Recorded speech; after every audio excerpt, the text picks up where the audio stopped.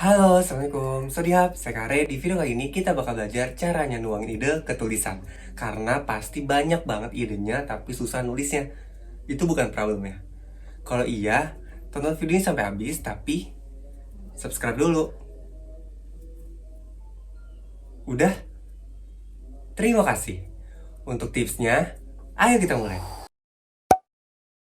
Selamat datang di channel Dikare. Untuk kamu yang pertama kali nonton di channel ini tentang kepenulisan. Jadi kalau kamu subscribe channel ini, kita bakal belajar nulis.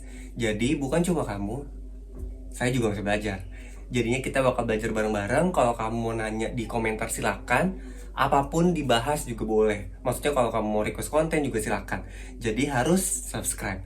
Dan untuk kamu penonton lama, respect, terima kasih ya udah nonton dan support Kare terus.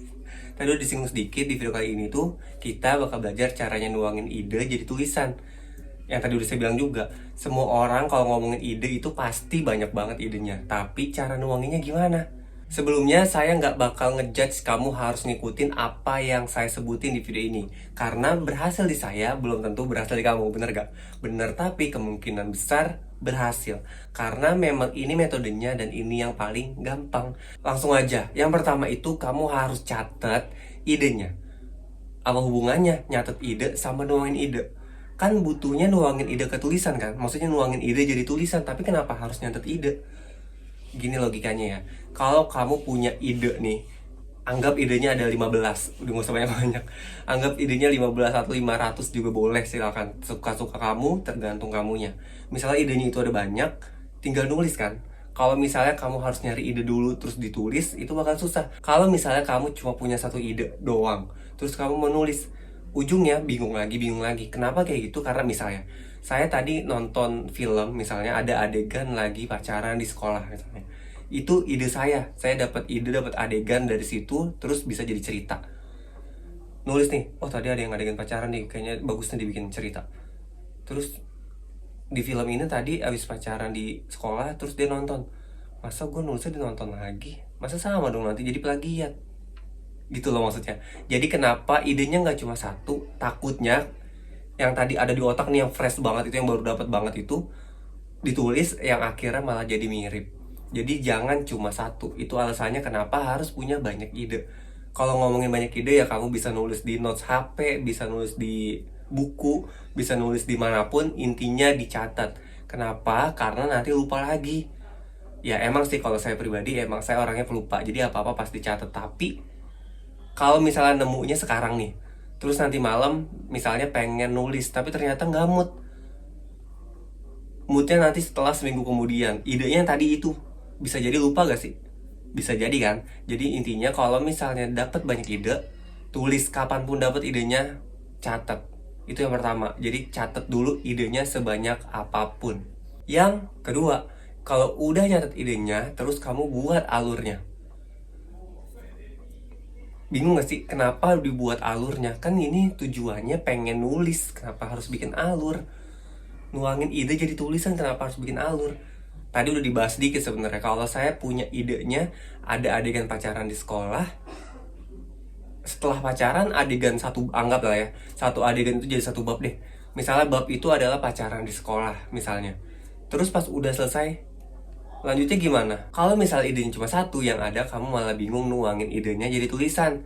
Ya oke, tadi cuma satu, tapi kan nggak mungkin dong kamu nulis lagi mood-moodnya, tapi yang ada di otak kamu cuma satu ide itu doang. Jadi selain banyakin idenya, catat idenya, kamu juga harus bikin alurnya. Anggap deh alurnya simpel aja, misalnya dari pagi, siang, malam. Ulang ya, pagi, siang, malam. Kalau misalnya adegan dalam satu cerita nggak mungkin kayak gitu kan. Pasti ya awalan, tengah itu ke konflik, abis itu penyelesaian, landai lagi. Nggak usah yang detail-detail banget. Intinya ya yang tadi aja, outline-nya kayak gimana sih, kerangkanya atau alur itu kayak gimana. Kalau alurnya maju, majunya kayak apa, kalau mundur kayak gimana, kalau campuran juga kayak gimana. Nah, terus kan idenya ada banyak tuh, udah punya alur juga. Ini langsung nih masuk yang ketiga. Masukin ide yang cocok ke alur yang udah kamu buat. Tadi misalnya idenya ada 15 nih, di kepala kamu nih ada 15 ide, terus bikin alur maju, anggap ya. Alur awal, tengah, akhir. Misalnya kayak gitu nih. Dari 15 ide tadi itu ada berapa ide yang bisa masuk ke dalam satu cerita. Ini yang banyak banget orang salah nih. Orang tuh mikirnya ide gue banyak nih, wah kemarin gue dapet ide bagus banget nih, cemerlang banget, tapi ternyata nggak cocok sama ceritanya. Buat apa gitu, maksudnya kalau misalnya ya, anggap kita nonton film romance terus dapet ide, kita catat nih idenya romance, terus kita nonton film fantasi atau kita baca buku fantasi, dapat lagi idenya, kira-kira romance sama fantasi masih cocok atau enggak kalau misalnya digabungin jadi satu cerita? Bisa cocok, bisa enggak. Ya kalau misalnya romance itu tentang kerajaan atau kerajaan yang ada romance, oke. Kalau misalnya fantasinya ada naga-naganya, ke romance cocok atau enggak? Balik lagi, cocok atau enggak itu balik lagi ke cerita kamu. Kalau misal cocok ya udah gabungin aja. Tapi kemungkinan besar kalau bikinnya slice of life, teen lead, romance, fanfic misalnya, nggak mungkin digabungin sama naga-naga kan. Ya agak random gitu loh maksudnya. Nah, dari sini juga udah kebayang.